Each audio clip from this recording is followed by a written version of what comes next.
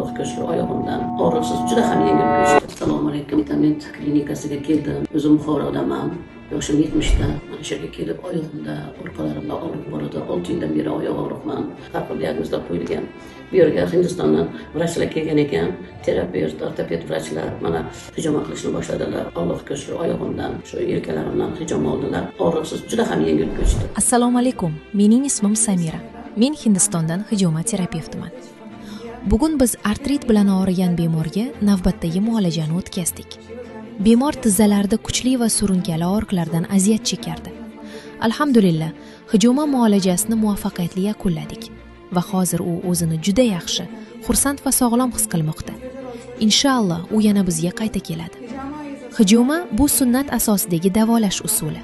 Hijoma orqali biz artrit, tayanch harakat tizimi muammolari, ayollarda zamonaviy hayot bilan bog'liq muammolar, masalan, menopauza davridagi holatlar va menopauzadan keyingi muammolarni ham davolashimiz mumkin.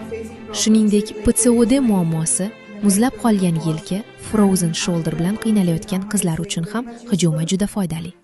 Tizza kasalliklarida ham hijoma juda samarali. Alhamdulillah, hijomadan juda katta foyda ko'ryapmiz.